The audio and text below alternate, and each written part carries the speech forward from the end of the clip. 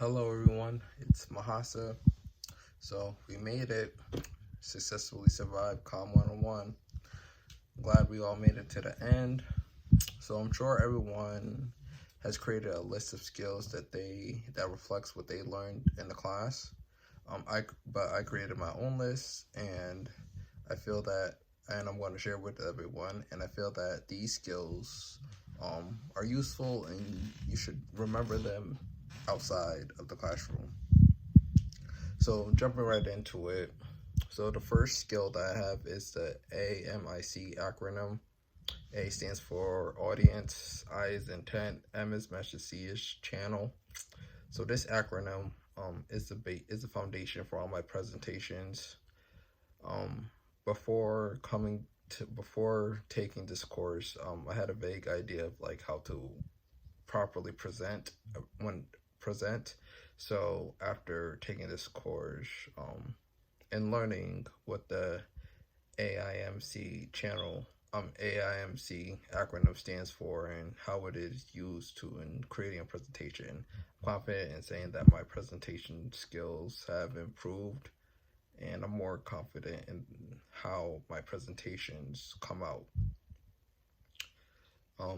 So the next skill I have is the concept of making eye contact with your audience when you're presenting and using proper body language. I learned from reading the book that when you making eye contact with your audience is important because it shows to your audience that you actually care about them and you care about what you're saying to them, and it shows that you actually value them. You know, before taking this course, making eye contact when I was presenting wasn't something that I really did. I was always told that when you're presenting, don't try to look at the audience, look in towards the back of them. So it seems like you're actually looking at them, but after reading this book and taking the course, I realized that eye contact with the audience, it's important. It helps build trust with the audience. And then when it comes to nonverbal behavior, that's also very important because that helps makes you seem more like a credible source and like you actually know what you're talking about. So not staying still in the same place or pacing, just being natural and having proper body language helps portray to your audience that this guy knows what he's doing and what he's saying.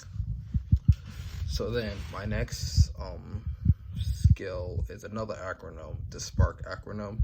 So SPARK stands for S is for simplicity, P is for proximity, R is for repetition, A is for alignment, and C is for contrast. So when creating visual aids, I always refer to the SPARK model.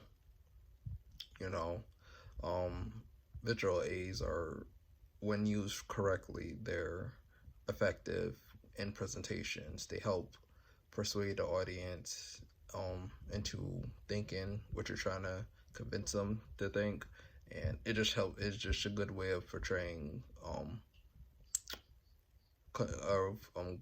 reducing a lot of information. And when a visual aid is used in the right way, it helps further your presentation. So every time I make a visual aid, I always refer to the SPARK model. Before taking this course, I didn't give too much attention to my visual aids.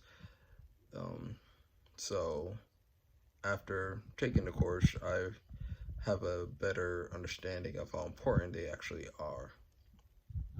So then going to my next topic is listing the strengths and weaknesses of group members when you're doing group projects.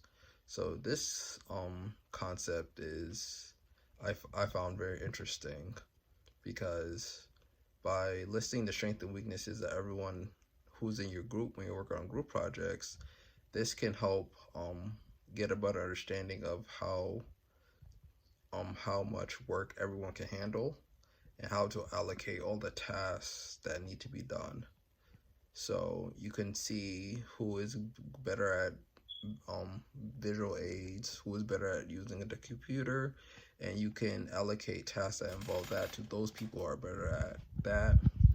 And also you can get an understanding of where people need more work in, and those tasks that are related to those weaknesses, you can push more than one person toward those tasks. That way, everybody, and that way, all the tasks that are handed out, they'll get done on a timely manner and don't delay the project. So I never ever considered doing that in a group. So in the future, when I'm working in group projects, which is gonna be very often, especially in the field that I plan on taking, I will definitely be using that skill, that concept. So my last concept is using the problem solving approach when conflict arises in group projects. So it's kind of self-explanatory, but basically when issues arise in group projects, working in groups can be stressful, especially when working with people who don't carry their weight. Using a problem solving approach can be beneficial. So the problem solving approach is just, everybody, it de-escalates the situation, everybody's calm, and then we all come together and try to identify the issue and the root causes of it, and then we try to come up with possible solutions for it. And so those are basically my top 5 skills, the top 5 things that I think that I will definitely remember from this course and that I will use in the future.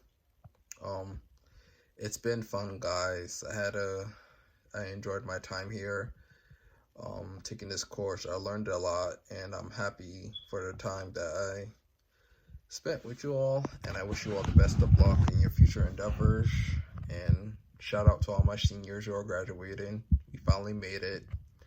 And and have a good one. Good luck, everyone.